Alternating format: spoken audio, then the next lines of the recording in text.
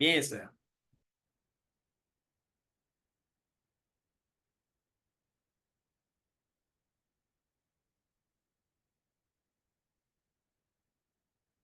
Bonjour tout le monde. Bruno ici de l'ACJCG en compagnie de notre conseiller du district, Pointe-Gatineau, Mike Duggan. Et les invités, les gens qui participent. Bonjour Jean-Paul, salut Charles, bonjour Karine. Donc, pour votre info, on est enregistré, on va diffuser cette vidéo-là par la suite. On a eu, les gens de la CJCG, on a eu l'idée de créer ces conférences virtuelles-là avec des invités influents du secteur dans le but de discuter des enjeux commerciaux qu'on a dans le secteur à Jacques-Cartier-Grébert. Alors, puis quoi de mieux comme première session que d'inviter notre conseiller Mike qui s'est fait un plaisir d'accepter l'invitation. Alors, merci Mike d'être présent. Je trouve ça le fun. Alors, on va jaser une couple de sujets. Si vous regardez cette vidéo, si vous êtes présent parmi là, vous donnez un petit cours là, sur Zoom pour ceux qui seraient moins familiers. On a le chat dans les options en bas où est-ce que vous pouvez poser vos questions sans problème. J'ai aussi créé un petit sondage qui pose la simple question. On a des idées pour des activités qu'on veut peut-être mettre en place pour dynamiser notre secteur. Et on se posait, nous, comme membres de la CJCG, la question de savoir si nos commerçants sont intéressés à une foire commerciale. Alors, dans le petit sondage, si vous ne le voyez pas, vous pouvez aller dans les options. Si vous avez la version anglaise, ça s'appelle Pools et allez répondre rapidement si ça pourrait vous intéresser. Et si, en fait, vous seriez participant ou non. Donc, c'est une question qu'on se posait, puis on se disait que ça pourrait peut-être intéresser certains de nos commerçants. Alors, on veut savoir votre impression. Alors, ça ne coûte rien de voter. Permettez-vous de le faire. Maintenant, si vous voulez poser vos questions, on a parlé du chat. Puis si vous voulez réagir ou lever la main, on pourra prendre des questions. Mike, si tu es à l'aise avec ça, même, on a quelques sujets. On a 4 sujets qu'on voudrait adresser aujourd'hui. Et si jamais vous avez des questions, ben, vous pouvez tout simplement, avec les options de Zoom, de juste lever la main, puis on vous libérera Vous êtes dans les réactions, vous levez la main, puis on libérera le son pour que vous puissiez poser votre question à Mike. Mike, à l'aise avec ça? Cool. Alors, ben, écoute, Mike, tu peux te mettre, tu peux t'enlever de sourdine, là, de mute. Et écoute, ceux qui ne te connaîtraient pas, je pense que les gens te connaissent autant c'est moi, je pense qu'il va devoir te demander de te mettre en mute. Et voilà. Ah, voilà. J'ai Et trouvé voilà. ça. Génial. Merci. Merci, Benoît. Donc, Mike, toi, tu es notre conseiller du district depuis 2021 jusqu'à 2025, right? Oui, jusqu'à novembre 2025. Super. Puis aujourd'hui, on a 4 sujets qu'on voudrait adresser avec toi. Puis, first, merci d'avoir accepté l'invitation. Je pense que ça va être bénéfique pour tout le monde. On va avoir des sujets. Au fil du temps, je pense qu'on va en faire plusieurs de sessions comme ça. Le but, c'est que la CJCG soit un peu une communication en ce qui se passe, des enjeux de notre secteur, mais aussi ce qui se passe à la ville, ce qui se passe dans les plans à court, moyen et long terme. Donc, tant que nous, on va avoir des questions, nos commerçants vont avoir des questions, ben moi, c'est sûr, je vais faire appel à toi plus souvent que pas assez pour que tu puisses venir répondre aux questions, puis en même temps connaître le pouls et les besoins des commerçants de notre secteur. Alors, comme premier sujet, parce qu'on s'est rencontrés avant, on voulait parler du taux de taxation envers nos commerçants. Et écoute, je te lance la balle comme ça. Toi, là, quand on parle du taux de taxation par rapport à nos commerçants, tu me parlais d'une idée, d'un PPU ou explique-moi un peu ce que tu as en tête par rapport à ça. Merci, Benoît. Merci de l'invitation et bonjour. Je remarque M. Osborne. Je ne pense pas qu'on s'est rencontrés. Allô, Véronique, Karine, on se voit souvent et Charles, on est dû pour un déjeuner. Oui, bon matin. Oh, c'est pas le matin. Bon Non, on n'est pas après-midi. le matin, mais l'après-midi. Grosso modo, en termes de taux de taxation, il y a certains effets qu'on remarque qui, de ma perspective, crée un peu de préjudice contre le commercial. Un facteur, c'est que dans le passé, souvent, les représentants municipaux étaient plus branchés au monde des affaires. Maintenant, on remarque une tendance. Oh, bonjour, Monsieur Zoom. Oh, Monsieur Jasmine. On remarque une tendance. Il y a moins de gens d'affaires au conseil. C'est plus des bureaucrates ex-fédérales ou des universitaires et ça, c'est un job pour eux. Alors, le- d'être conscient des défis d'un entrepreneur et la réalité de l'entreprise, les élus sont moins conscients de tout cela. On est vraiment choyé dans cette région d'avoir tous ces postes au fédéral. Ah, attends, comment ça vous êtes passé? Ah, c'est le sondage Le qui s'est sondage encore. réactivé. Ouais, tu peux continuer. Parce qu'on a tellement de salaires du fédéral qui entrent en région, là, c'est comme un revenu un peu garanti. Alors, le monde qui habite sont des bureaucrates fédéraux et ceux qui procurent des services pour le fédéral, euh, des constructions, des pharmacies, d'autres services. C'est, c'est comme, je trouve qu'on a moins de consciencieux du capitalisme, entrepreneuriat, parce qu'on est tellement habitué d'avoir de richesses qui entrent en région pour gratuit par la taxation fédérale. Alors, moi, je trouve cette tendance et la mentalité qui le suit, et souvent, comme peut-être vous avez remarqué, oh, les riches entrepreneurs, les riches constructeurs, il y a moins de sympathie en public pour les entrepreneurs. Et dans cette région qui était créée par les entrepreneurs dans les industries du bois et avant ça, dans les échanges de fourrure et toutes sortes de choses, son patrimoine, c'est économique, entrepreneuriat, mais ça a évolué dans le temps et c'est très bureaucratique et moins innovant que dans le passé. Et ça, c'est quelque chose qu'il faut être conscient et c'est quelque chose contre lequel on lutte. Et en passant, l'ajout de beaucoup de nouvelles populations d'ailleurs, ça nous aide, ça donne beaucoup plus d'innovation, plus de cerveau avec des perspectives différentes. Alors, on a des avantages aussi. Mais juste pour vous dire qu'au conseil, sont moins sympathiques envers les intérêts commerciaux. Et il y a une réalité politique, c'est que les commerces ne votent pas. Alors, si moi, je Ouais. veux obtenir des votes en tant que politicien, c'est le résidentiel, ce sont les parents, ce sont les personnes à l'église. Un politicien démocratique va chercher le vote. Et le vote, c'est le résidentiel parce que c'est eux qui votent. Ce n'est pas les commerces qui votent. Pourtant, le commerçant paye une taxe au Oui, même titre mais qu'un résident. c'est ça. Et dans un des grands concepts de la démocratie, c'est que si vous payez des taxes, vous avez de la représentation. Mais moi, je trouve que même pendant mon début, en 2013, que la voix des commerçants, comme peut-être décroissance, parce qu'il y a moins d'élus qui portent cette perspective, et des autres choses qui sont plus à la mode, comme l'environnement, jeunesse, diversité d'apparence, comme diversité de genre et de culture, ça commence à prendre sa place. Alors, c'est différent. Comment, Alors, dis-moi, Mike, puis moi, là, si je résume, puis on l'a déjà entendu l'expression qui dit que Gatineau, c'est une ville de fonctionnaires. Hein, on l'a souvent entendu. Puis c'est en grande partie à cause des nombreux emplois fournis par le gouvernement fédéral.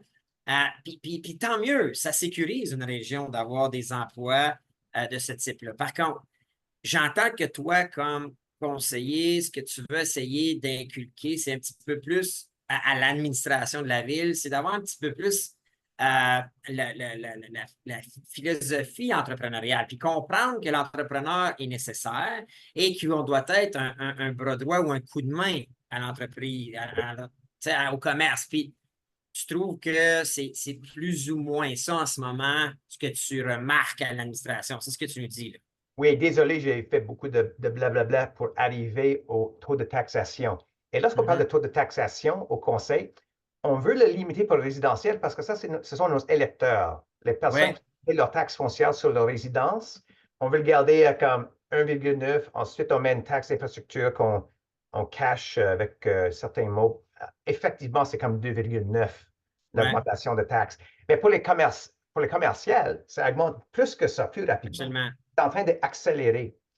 Et dans le passé, comme mon premier mandat, il y avait des gens d'affaires à la table, alors il y avait plus d'équilibre. Maintenant, moi, je me trouve comme une des personnes dans les dossiers économiques qui parle pour aider aux entrepreneurs et de confronter les augmentations dans la taxation commerciale. Mais moi, je suis une scientifique de formation. Je suis pas, j'ai fait quelques activités entrepreneuriales dans ma vie, mais ce n'est pas ma domaine. Mais parce qu'il y a personne d'autre, c'est une lacune dont j'essaie de remplir du mieux que je peux. Mais on a besoin plus d'alliés pour ceux qui luttent pour créer des emplois, pour offrir des services, parce qu'on prend ça pour acquis.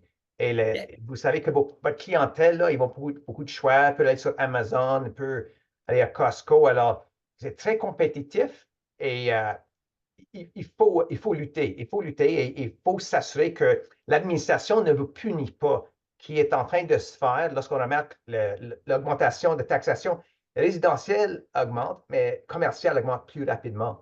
Et c'est comme c'est vu comme une vache à lait, comme oh, les riches entrepreneurs, ils vont payer, sinon ils peuvent fermer leurs entreprises. Comme, il n'y a, pas beaucoup de sympathie pour vous. Et ça c'est quelque chose qu'il faut reconnaître et aborder. Oui, puis c'est surtout, tu me parlais sans nommer le nom là, d'un commerçant, parce qu'on ne veut pas mettre personne sur la sellette ici, là, mais qu'un commerçant, parce qu'il a monté un genre de gazebo ou un genre de tente pour offrir à ses clients une meilleure expérience client, là, il se fait avertir par la ville ou l'administration comme quoi que ça, c'est une rénovation, puis tu aurais dû avoir un permis, puis il faut que tu l'en... Donc, c'est ce genre d'exemple-là que tu parles ou à laquelle tu fais allusion qui est un poids constant sur l'entrepreneur. L'entrepreneur qui veut juste lui offrir un peu d'ombre à ses clients sur la terrasse. Oui, on est régné par des bureaucrates. C'est pas supposé être comme ça dans une démocratie. Il faut que les élus ont leur voix à faire. On a une voix lorsqu'il y a une politique qu'on peut amender et adopter et suivre, mais c'est trop souvent dans l'interprétation des règles. Et souvent, lorsque les bureaucrates décident de mettre un avis ou un constat pour quelque chose que le commerçant fait, comme d'ériger un gazebo sans permis, ils, on regarde quelle règle est abusée. On regarde, eh bien, ici, ça dit pas de construction sans permis, mais c'est pas nécessairement une construction, c'est peut-être une gazebo temporaire, mais ils vont interpréter pour être plus sévères. Et c'est ça qui m'énerve, c'est une culture de chasse aux sorcières. Ils veulent trouver des raisons pour justifier leur emploi, je ne sais pas, mais on a des Ben, cas où on a besoin des urbanistes de contrôler certaines habitudes, mais lorsqu'ils prennent leur propre initiative pour ralentir nos commerçants, ça ne devrait pas avoir lieu. Mais le niveau politique me semble pas avoir assez de force pour le contrôler est-ce que en ça se ce pourrait que moment. ce soit aussi un manque de connaissances ou d'expérience? Puis si oui, comment on peut faire, nous, comme association, pour tenter de, je dirais pas éduquer, mais de conscientiser ces gens-là qui ont un pouvoir décisionnel en fin de compte, parce que c'est eux autres qui interprètent un règlement en faveur ou contre le commerçant. Comment Il y a des pistes de on solution. amène, oui, ça serait quoi une piste de solution? Bien, le deuxième sujet dont je l'avais mentionné dans notre petite jasette, Ouais, c'est ce qu'on appelle un PPU. Et ça, c'est un plan particulier d'urbanisme où on pourrait avoir une géographie cible, par exemple, Grébert entre Maloney et la Pont-Lady Aberdeen et un tronçon de Jacques-Cartier, où on a des règles spéciales que, pour aider aux entrepreneurs de dire, ben, dans cette zone, voici les critères, on va permettre des constructions temporaires comme des gazebos qui pourraient être démantelés si c'est mhm. vissé. Et on va permettre, avec certains critères, on va développer des règles spécifiques pour Grébert-Jacques-Cartier. Parce que présentement, s'il n'y a pas une PPU, un plan particulier d'urbanisme dont ils ont en Elmer et maintenant à Hull pour les OK, commerçants, si on n'a pas ça, c'est la règle globale. Et s'il y a une règle j'entends. globale, d'habitude, c'est plus sévère parce que c'est plus facile de gouverner lorsqu'il y a beaucoup de règles. Et c'est malheureusement une grande tendance ici, c'est de ne rien permettre, sauf que si c'est indiqué qu'on peut le faire.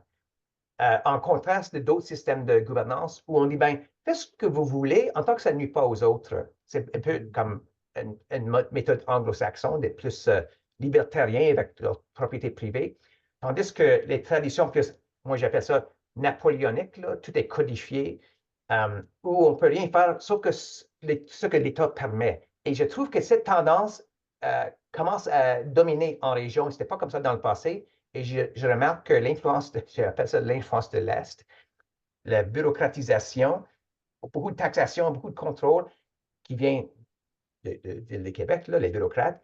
Euh, on ne lutte pas assez contre ça pour le contrôler. Mais avec une PPU, au moins, on peut codifier certaines choses pour assouplir les règles grande ville pour les personnaliser pour nos besoins ici à la Pointe, en particulier pour les commerçants, Grébert, Jacques-Cartier. J'aime Alors, ça. c'est un bon contexte et le timing est bon parce qu'on vient de passer par cet exercice à Aylmer et à l'île de Hull, l'île de Hull.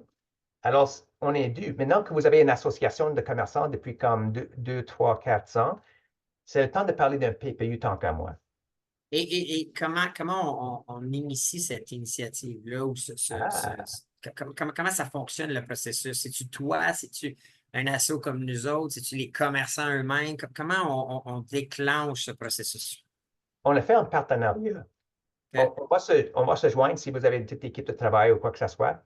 On va chercher les exemples des autres. On va parler à Apica et à Vision Centre-Ville et on va chercher leurs documents. Et moi, je vais faire une motion au conseil, un avis de présentation pour l'adoption d'un processus pour développer une PPU pour, ben, on va définir la géographie. Ouais, Moi, j'y indique Grébert, entre Maloney et les Pont-Lady-Aberdeen, et axes Jacques pour Cartier, la zone commerciale jusque vers Mhm. le Pirate, bien que ça pourrait Ouais, être étendu plus loin. ouais. Et on commence une structure et les bureaucrates sont, lorsque c'est adopté par le conseil, les bureaucrates sont forcés de travailler là-dessus. Et on peut le personnaliser à nos besoins, à nos goûts, avec la ville, avec les commerçants, en consultation avec vos commerçants. Et ce serait une bonne levier aussi pour eux. Comme si vous allez porte à porte avec vos commerçants pour dire, et voici des choses qui se passent, peut-être même un petit bulletin avec Mhm. pour un pitch pour l'association, euh, de le distribuer pour dire, hey, si vous voulez consulter, bien, la semaine prochaine, en 5 à 7, on va jaser des choses que vous aimeriez voir dans un genre de plan particulier d'urbanisme qui est personnalisé pour nous et nos besoins en tant que commerçants. Au moins, si le taux de taxation augmente, vous avez plus d'opportunités pour vos chiffres d'affaires, pour Mhm. qu'il y ait vous êtes moins fâché contre la ville parce que la ville vous accompagne pour vous aider à faire plus d'activités, plus de Ouais. chiffre d'affaires. Oui.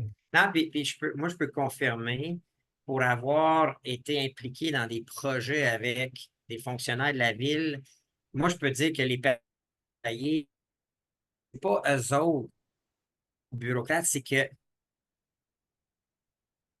la loi, ils ont Oh, peur Bruno, tu d'être te plus coupes un peu. permissifs que trop rigides. Hein? Ça l'a coupé? Bon, mais Oui, je ça, recommence. OK. Ce que je disais, c'est que pour avoir travaillé certains projets avec des gens de la ville, les administrateurs de la ville, c'est pas souvent eux autres qui veulent pas être plus permissifs. C'est que la règle est tellement difficile à interpréter qu'ils veulent se protéger eux-mêmes parce que sinon, ils vont se faire mettre sur la sellette puis ils risquent d'être Oui, réprimandés. Fait que, et c'est pas moi, je blâme jamais les gens comme tels. Ce que je blâme, c'est le système. Et les règles qui ont été émises là il y a des années et des années et des années sans jamais avoir été actualisées ou mises à jour. Et je pense que l'idée d'un PPU, en tout cas, on va s'en parler parce que moi, j'aime beaucoup l'idée. Puis je pense que c'est un peu le rôle d'une association comme la nôtre, oui. à tout le moins d'être impliqué dans ce processus-là. Et mon rôle, lorsqu'il y a un vouloir et vous êtes organisé, que je vous accompagne pour que l'aspect politique se réalise et qu'on pourrait le mettre en vigueur. J'adore. Excellent. Bon, Oui. mais je nous amène sur le deuxième point qu'on voulait jaser, qui en fait va être le point. On va parler projet pour le point 2 et 3. J'aimerais ça que tu nous parles un peu du projet de développement. Ça va être un gros projet de développement qui touche l'extrémité de notre section Grébert, là, qui est le projet qui s'appelle Porte de Gatineau. Ça te tente-tu de nous résumer un petit peu, là, c'est quoi, en quoi ça consiste, et qu'est-ce que ça va apporter pour notre secteur? Ben, grosso modo, moi, je suis pour la densification le long de Grébert. Et moi, j'accompagne plusieurs projets, dont un que vous avez mentionné, Porte de Gatineau, qui se trouve sur le 25 de la Savane, qui n'inclut pas le terrain Toys R Us, mais tous les autres terrains. Vous avez peut-être entendu parler de Motel Montcalm et Motel de Chevalier, qu'il y a un projet pour demander une augmentation de zonage pour les démolir et construire quelque chose d'intéressant. Densification, d'amener Ouais. du logement à des êtres humains là où sont les services et les axes de transport. C'est complètement logique. Euh, Juste pour dire, comme à Aylmer, ils se plaignent de la croissance est trop rapide et c'est loin du centre. Et je dis, ben oui, c'est trop rapide et c'est loin du centre. Grébert est juste ici. Alors, je n'ai pas dévoilé trop de détails parce que c'est le promoteur qui est en discussion avec l'administration, mais ça s'appelle Porte de Gatineau. On parle de milliers de portes, de redévelopper le commercial pour avoir le commercial au rez-de-chaussée et avec du résidentiel au-dessus de cela. Alors, Mhm. ça rentabilise l'achat et les factures de taxes là, parce qu'il y avait plus d'activités. Mhm. Et ça, plus d'emplois, les services sont offerts. Euh, le monde n'a pas besoin de voitures parce que le Rapibus est juste là. C'est assez proche au centre pour prendre le vélo ou l'autobus. Naturellement, il y aura des voitures, mais c'est juste pour dire que ça ne va pas trop punir la circulation. Vous voulez aller au Costco, c'est au bord de la rue. Alors, il Ah, y a mais c'est beaucoup bon pour nos d'avantages. commerçants aussi de Grébert et Jacques-Cartier. Si tu Oui, ajoutes des milliers de portes, c'est des milliers de gens qui sont dans notre oui. secteur qui vont consommer Des restaurants. Je oui. suis habitué à aller au McDo ou Burger King, mais hey, c'est vendredi, on va aller dépenser plus au Forum, aux Pirates, à tous vos membres qui ont des restaurants. C'est de créer des habitudes de vie où le monde sont sur la rue et comme l'achalandage des commerçants. C'est ça qu'on veut créer. Alors, ça, c'est un des projets Porte de Gatineau et ça, c'est majeur. On est en train de travailler avec l'administration sur les enjeux de circulation et de se préparer pour des consultations publiques parce que là, c'est un grand changement et on veut que ceux qui habitent à proximité sont à l'affût pour qu'ils ne le bloquent pas plus loin dans le processus. Et il y a d'autres projets de ce genre et moi, j'encourage tous les. Et je regarde Charles, je ne veux pas créer un embarras, mais il travaille pour Poirier, qui détient de magnifiques propriétés. C'est pour ça que j'appelle ça mon plan Grébert 2030. C'est juste pour donner une tête à cet enjeu de offrir sans. Parle-en pas trop vite, c'est notre point 4. Ça, Oh, je voulais finir avec ça. Peut-être que tu vas alors trop oui. vite. Donc, Alors, Porte de je te ramène Gatineau, à l'ordre. dans C'est un est beau en projet. planification. C'est bon. Et C'est un si bon vous voulez en projet. savoir plus, c'est Martin Chenier de Vuse Construction, celui qui est mon liaison. Je ne sais pas s'il a fait contact avec vous déjà, je pourrais vous mettre en contact. OK, excellent. Le troisième point qu'on voulait parler rapidement, c'était il va y avoir de la construction sur Grébert prochainement. La réfection entre Grébert, en fait, c'est entre Saint-Louis et le pont. Oui, Parle-nous un peu plus, là, ça consiste à quoi? mais c'est la réfection de l'asphalte. Et certaines entités donc, ils sont supposés de consulter avec les propriétaires qui y résident pour voir s'il y a des changements à faire sur le béton, là, les entrées charrières. Euh, mais c'est l'asphalte qu'ils vont refaire, comme ils ont OK. fait au nord de Saint-Louis. Et ils vont ajouter une piste multifonctionnelle pour le vélo et les piétons pour que lorsqu'ils traversent le pont Lady Aberdeen et traversent Jacques-Cartier devant l'église, dont il y a trois propriétés jusqu'au coin de Bruyères, ils vont avoir une piste asphaltée à deux voies qui va passer par là pour rejoindre Bruyères pour aller à Saint-Antoine. Et Saint-Antoine est comme l'artère nord-sud pour le vélo. Alors, il va pas avoir une piste cyclable sur Grébert. Le pont peut prêter la rue s'il veut, ce n'est pas tellement sécuritaire. Mais la tracée va être de traverser la pont Lady Aberdeen, côté sud, ensuite Jacques-Cartier, de monter Grébert sur la piste multifonctionnelle, ensuite virer à droite sur Brière, ensuite de monter Saint-Antoine nord. Alors, et ça devrait commencer cette année. Mais c'est les choses, les Le début de ce mandat était très difficile, les choses n'avançaient pas. Maintenant, on est comme en panique de réaliser des choses. Et l'an prochain, cette année électorale, alors, il faut mettre des pelles dans le terrain parce que, comme vous pouvez imaginer, il y a un certain montant d'élus qui veulent être réélus. Et pour faire ça, il faut démontrer des résultats. Alors, il y a beaucoup de pression pour cet automne et pour l'an prochain pour que ces projets avancent. Il y a pas de date comme telle d'établie encore. Et c'est toujours dangereux de mentionner des dates. OK. Moi, j'avais l'habitude, des derniers mandats, j'avais l'habitude de mentionner des dates et d'habitude, c'était assez conforme. Mais avec les coûts d'asphalte et les coûts de main-d'œuvre et l'inconnu des appels d'offres, lorsqu'on voit un appel d'offres, on a des estimations de combien ça devrait être. Et sans faute, les estimations reviennent à 30-40 plus élevées, même le plus bas soumissionnaire. C'est incroyable. Alors, on ne peut pas OK. faire autant de projets parce qu'on n'a pas assez d'argent et parce qu'on ne peut pas augmenter la taxe résidentielle à 5-6 parce qu'il va y avoir une rébellion. On n'a pas assez de moyens pour OK. asphalter. Alors, c'est pour OK. ça qu'on mentionne des dates et les choses sont rapportées, rapportées. Et on avait un comité exécutif pas tellement fort, tant qu'à moi, au début du mandat. Mais les choses ont beaucoup changé cette année. Peut-être vous avez vu, on avait une élection partielle à la mairie et Ouais. changement. Ça risque ça risque que des choses vont avancer plus rapidement maintenant. C'est à voir. Euh, Parce que la gang qui est maintenant en pouvoir, c'est le parti. Et ils ont beaucoup d'expérience des deux mandats de Pedro Jovin. Alors, comment faire bouger les choses? Alors, moi, je demeure optimiste et moi, je travaille avec eux pour que les choses avancent, pour que l'argent que vous avez dépensé là, pour vos rues, qu'on le met à l'œuvre, qu'il y a des résultats.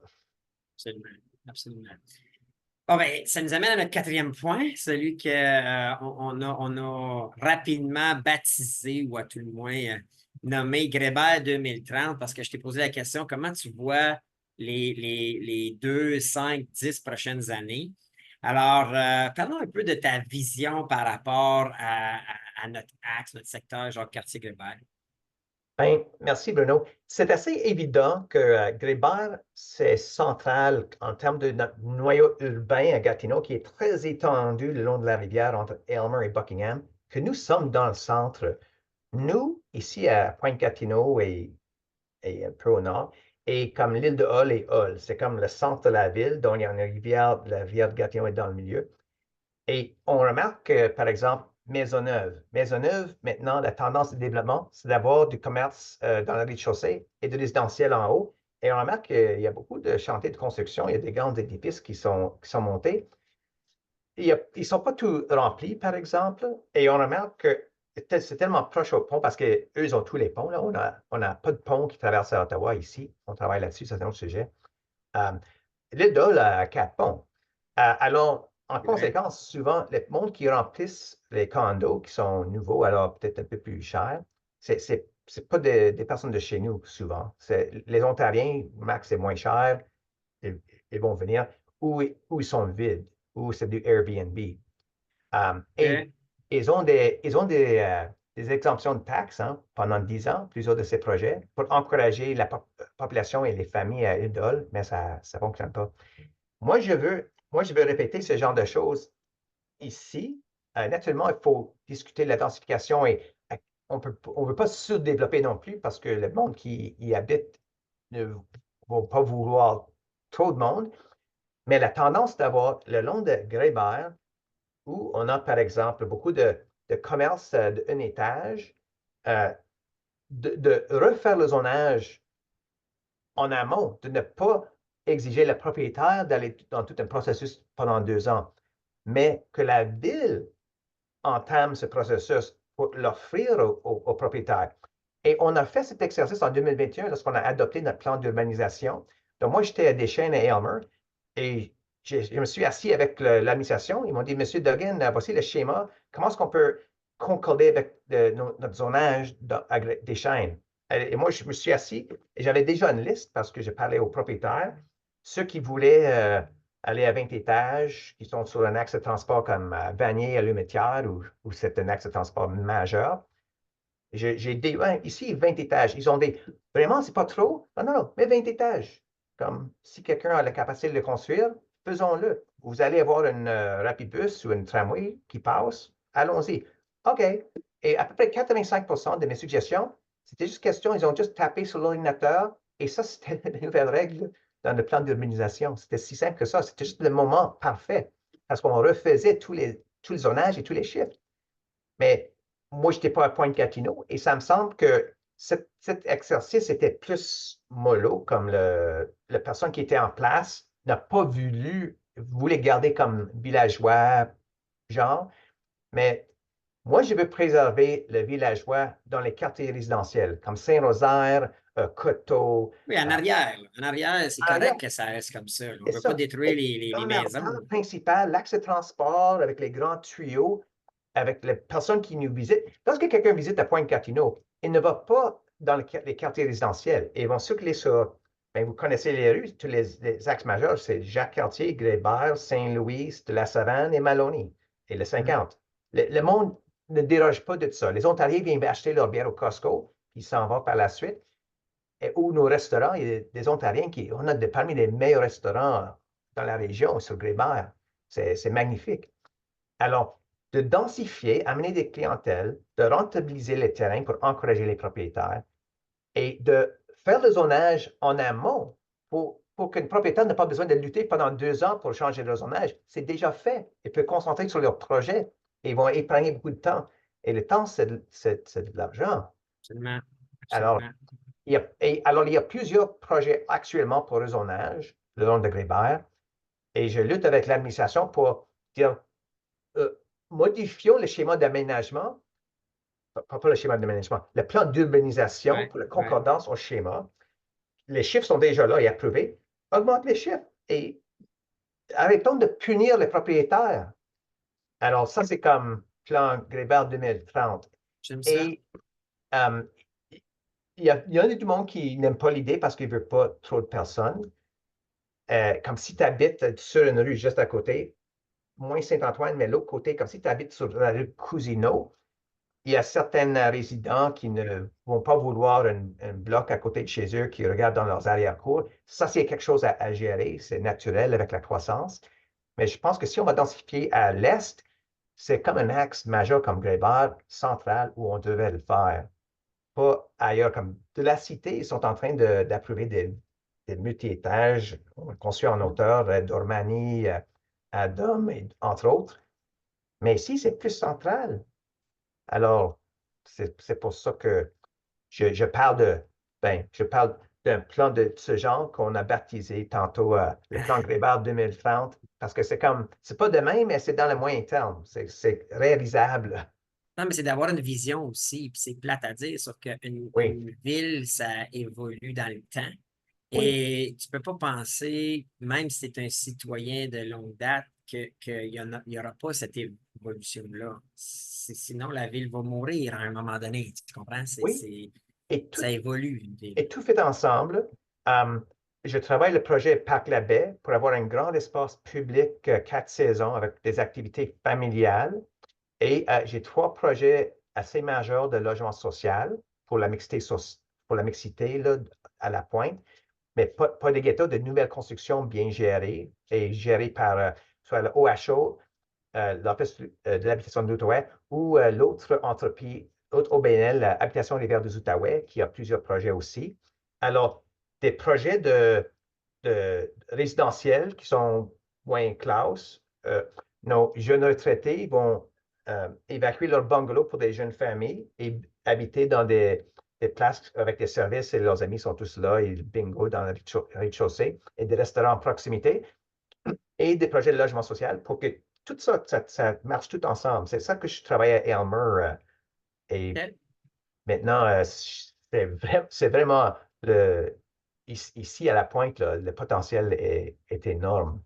D'accord Oui, avec toi. Mais je trouve ça intéressant. Puis d'être en amont plutôt qu'en réaction, je pense qu'on va être gagnant. Puis je pense que l'exemple du boulevard Maisonneuve en est un bon. Puis tu sais, on ne se le cachera pas, là, avant que débute la construction sur le boulevard Maisonneuve, là, je suis pas, j'ai jamais habité dans ce coin-là, mais c'était pas beau, là. sais, je veux dire, c'était des vieilles constructions, c'était dû. Puis aujourd'hui, tu repasses là, c'est toute beauté. Tu sais, je veux dire, les bâtisses sont belles, il y a des gens, là, il y a de la dynamisation. Tu as Brookfield qui a bâti un building extraordinaire dans ce coin-là. Je trouve que c'est un bel exemple ou un beau modèle sur lequel s'inspirer. Oui, et Grébert sera mieux parce que Maisonneuve, c'est pas vraiment un milieu de vie, c'est vraiment comme un peu gris et il n'y a pas beaucoup de commerce au rez-de-chaussée. Mais sur Grébert, on a l'occasion de On a une faire bonne comme on base. devrait avec plus d'arbres et plus de verdure, plus marchable, accueillant. Oui. Excellent. Cool. Oh, Ben, bonjour, écoute, Madame Brune. donc on a fait le tour de nos sujets pour aujourd'hui. On voulait s'en tenir à peu près ça, une demi-heure, trois quarts d'heure. On est là.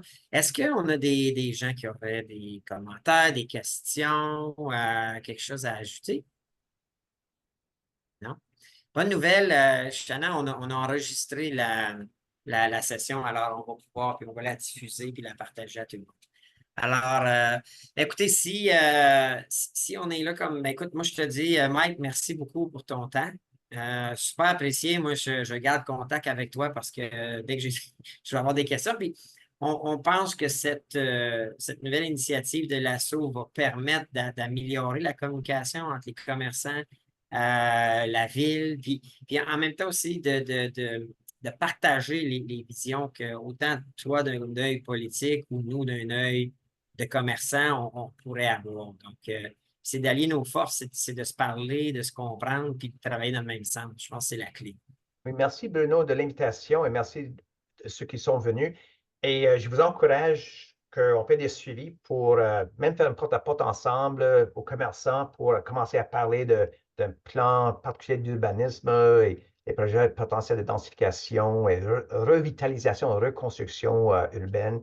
Parce que la pointe, là, ici, cette destination, c'est vrai, le potentiel est énorme et j'ai hâte de suivre ça avec vous.